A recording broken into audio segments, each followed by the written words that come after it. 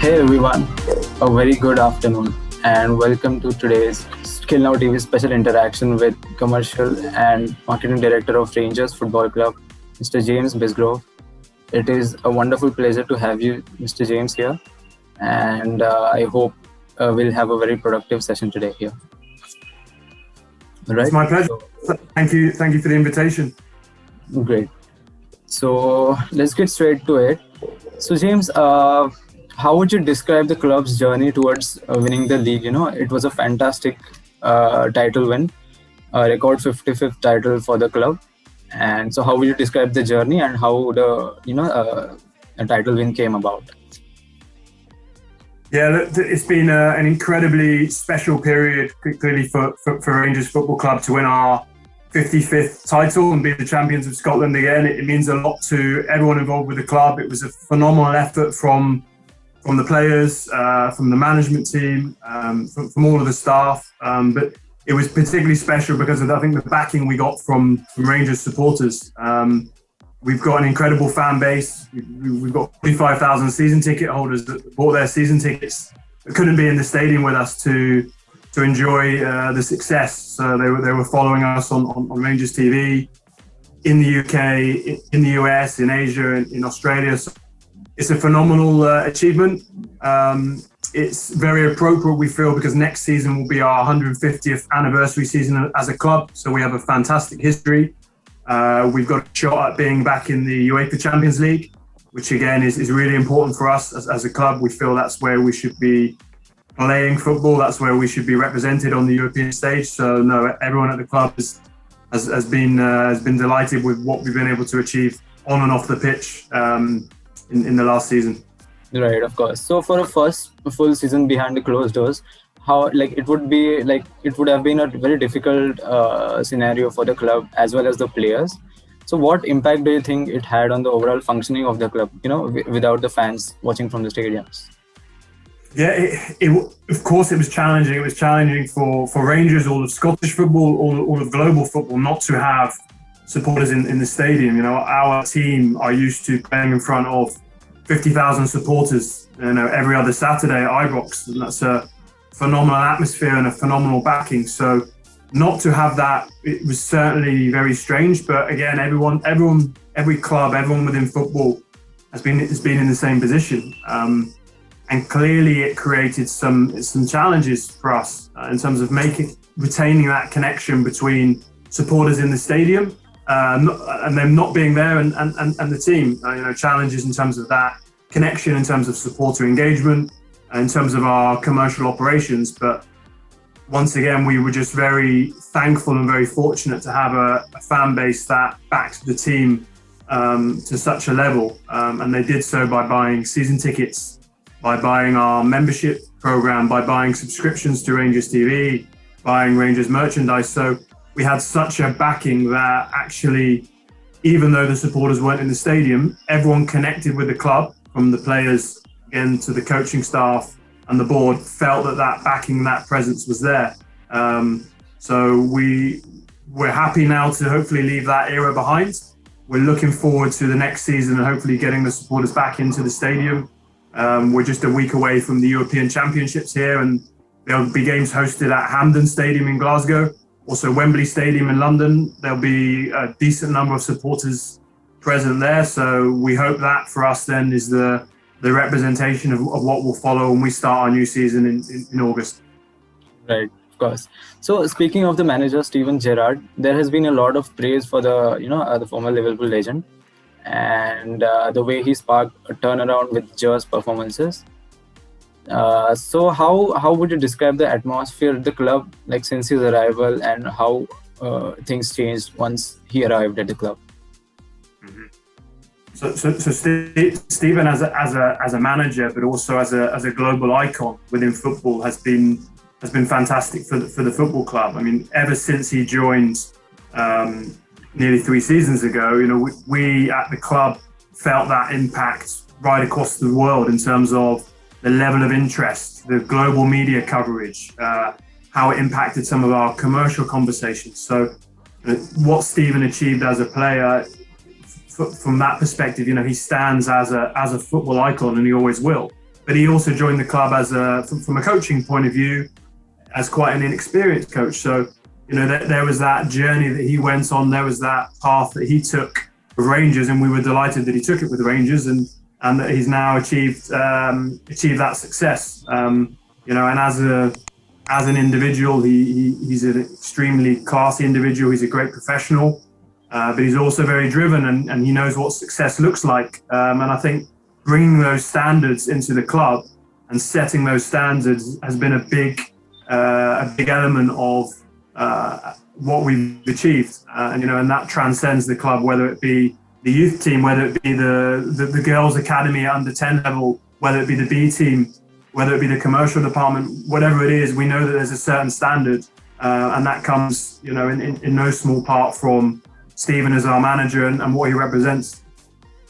Absolutely. So speaking of the youth, there have been several young players like Nathan Patterson, who under a national team call up for Scotland, as well as there's someone like Ianis Haji as well. So how does the rise of these players reflect on the club's vision and helps establish a sort of confidence in the fans?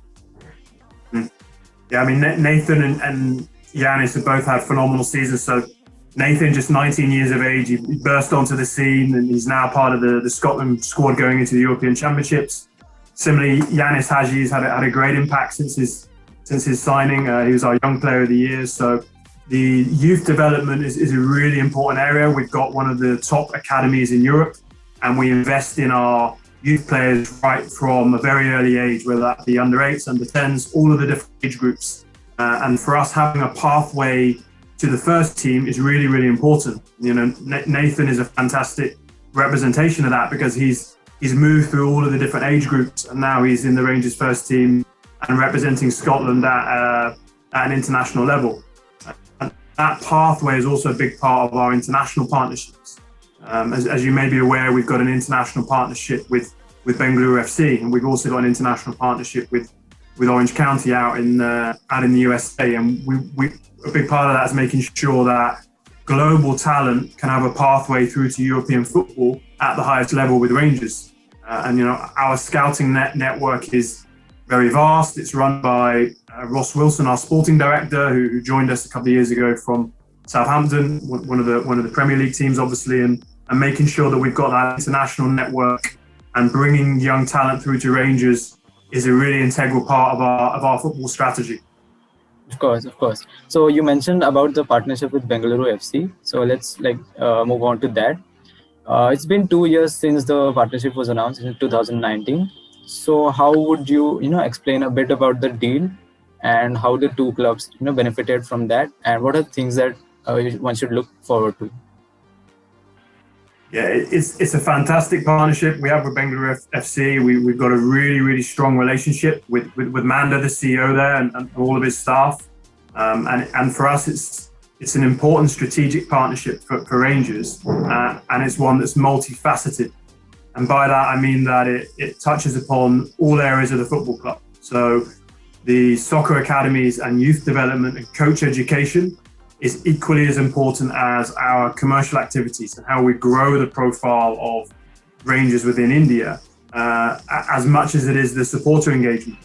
We've now developed or are about to launch our first Rangers supporters club in India. We've flown Rangers supporters out to India to experience the atmosphere at an ISL game. We have plans that we've had to postpone, unfortunately, because of COVID, to play a friendly match, play an exhibition match with Bengaluru FC first team with an Indian Legends team.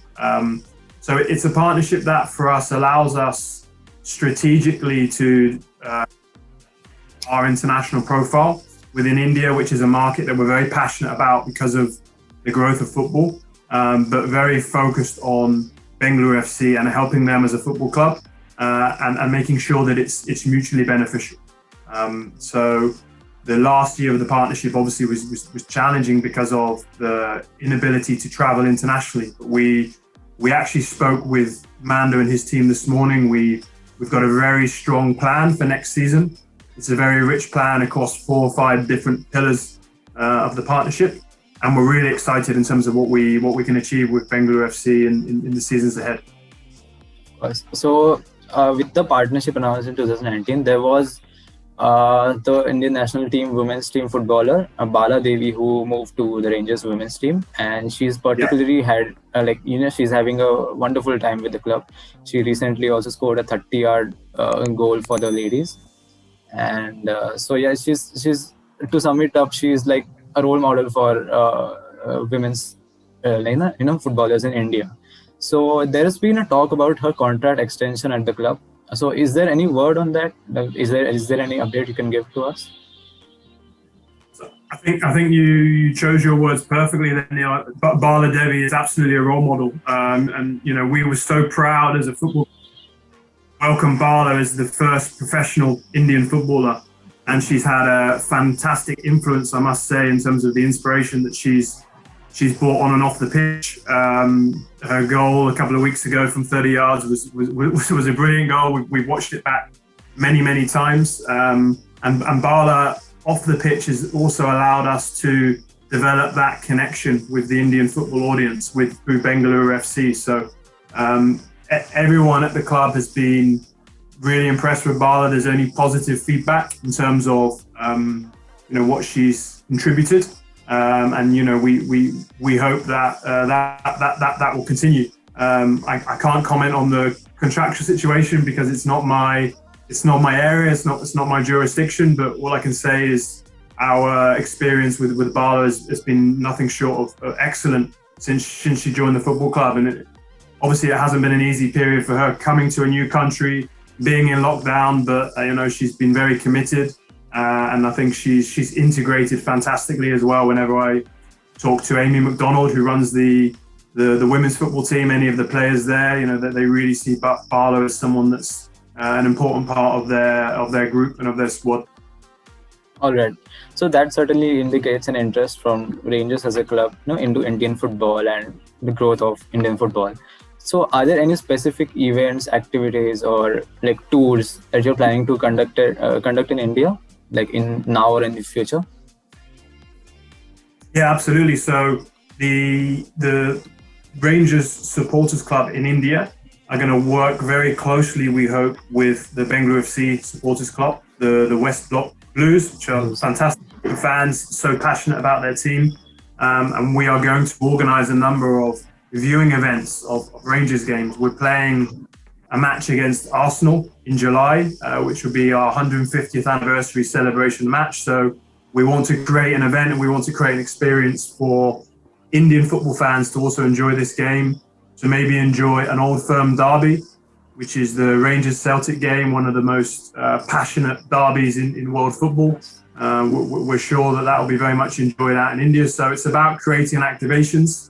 It's about creating events in India, but also using digital platforms and creating content that also drives forward all the different elements of the partnership.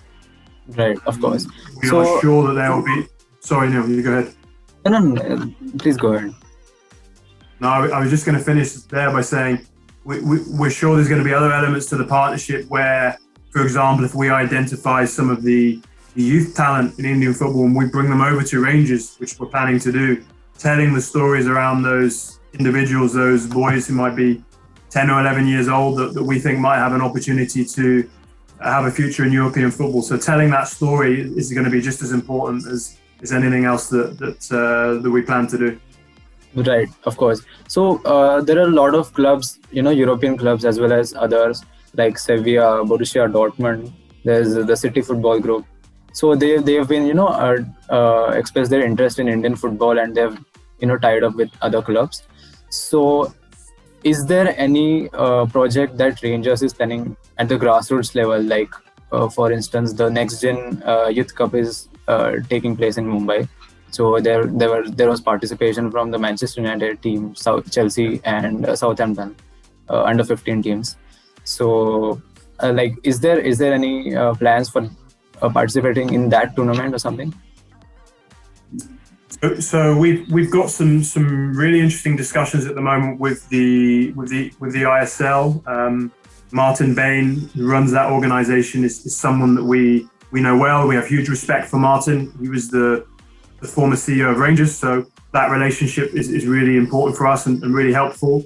And Martin has introduced us to a number of stakeholders that we think can open up some of the additional opportunities, whether that be within grassroots football, whether that be academy teams competing in competitions like the ones that you mentioned. So we don't have anything agreed, we don't have anything to announce, but we're certainly looking at a number of opportunities that we're very excited about through that dialogue from Martin and the ISL. So what I would say on that is watch this space, because there's some exciting plans hopefully in the pipeline in that respect.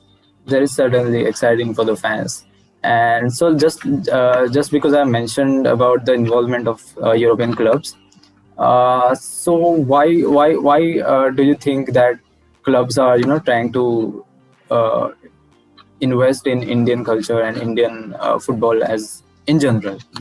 Why is that so?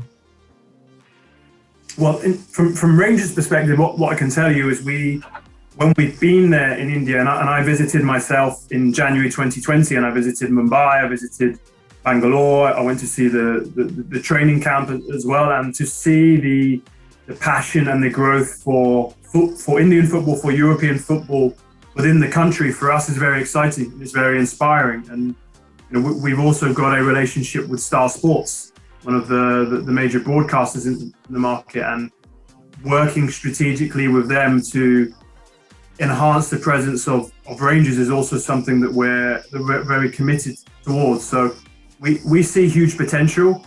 We see that at all levels, whether it be grassroots or the elite game in India, and we want to participate in that. We want to contribute, and for us, in terms of our global strategy as a football club, if you like, we're very focused and we're very strategic. We're not a football club that has an office in New York, Hong Kong, Singapore. We're very focused and we're very strategic, and that's why the partnership and the activity in India is so important for us.